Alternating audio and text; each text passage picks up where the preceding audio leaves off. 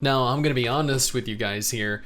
Project TL, TL Origin, Throne and Liberty genuinely looks like an absolutely incredible game, but my main issue with it, along with a lot of other people's issue with it, was that this game is being developed and simultaneously published by NCSoft. And NCSoft are absolutely trash publishers. They make good games, but they ruin it with their horrendous pay-to-win business models. Now, this article was posted on a Korean gaming website earlier today.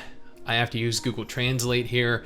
I typically use DeepL to translate articles, but unfortunately, DeepL does not translate Korean, so we're gonna have to go with Google Translate. Thus, this may not be 100% accurate, so do keep that in mind. Exclusive. NC Amazon, TL Global Service, collaboration strong.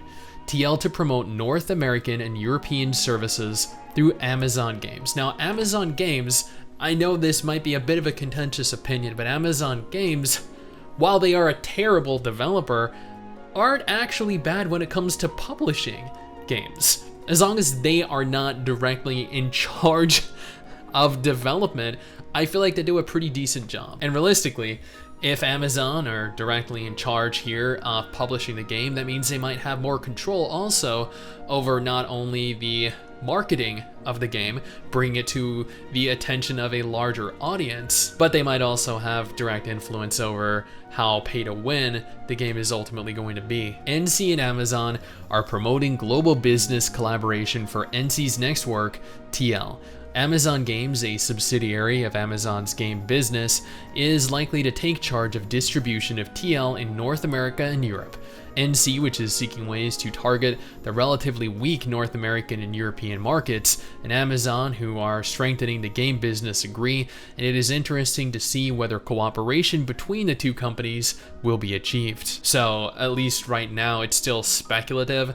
They are still in talks, actively discussing whether this will or will not be the case. But please, if NCSoft has shown us anything, it is that they cannot successfully publish a game over here in the West. They've done a terrible job with Ion.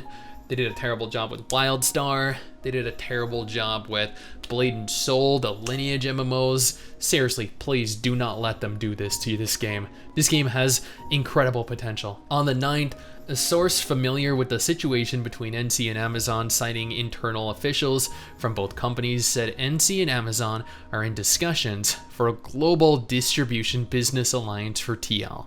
However, the possibility of collaboration is high.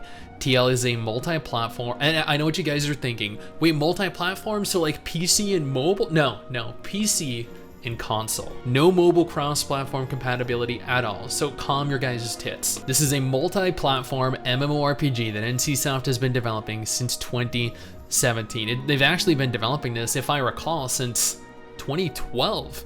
Actually, in 2013, development, oh, actually, there we go. In 2013, development began under the name of Lineage Eternal, but as the development fell into difficulties, the production manager, base engine, and project naming were all replaced and a new project was launched. Choi Moon Young, who is in charge of new development of NCSoft, and the development team under his command are working on Unreal Engine 4 based on Unreal Engine 4, we're just gonna go ahead and say that they are working using Unreal Engine 4 here, but this year it has been decided to release it as a separate new game that does not use the Lineage intellectual property. Since around 2010, Amazon has been in the content business, including games. They've never successfully released a good game. However, they created an Amazon App Store for the Kindle. They started developing and supplying casual games for the store and established a subsidiary, Amazon Games, in 2011. Amazon Games is producing various games with development studios in San Diego, Seattle, and Irvine. It acquired CryEngine and developed a Lumberyard engine linked with Amazon Cloud and is using it for its own games. The engine was used in Star Citizen and in New World, although it did not produce great results in the game business thus far, at least. Amazon Games recently took charge of the North American and European distribution of Smilegate's Lost Ark and its in-house developed New World Rose. That is a lie. No, New World did not. It did not rise at the box office, gaining momentum in the game business. No. New World had a fantastic launch day. Admittedly, it had a fantastic launch week. That is it. New World died faster than any large-scale AAA MMO probably in recorded history. Lost Ark, on the other hand, while it is still infested with bots, has continued to be a monolithic success for Smilegate and for Amazon Game Studios. So as long as they're not directly in charge of development, I feel like they can push out and publish a successful MMO, which is what I'm hoping they're going to do here with Throne and Liberty. Amazon Games hired Park Soo-min, who served as the vice president of Nexon America. Oh no, they hired the dude that was in charge of Nexon? Dude, that is... But why? Everyone watching right now knows how horrible Nexon is as a company. They entrusted the global distribution of Lost Ark.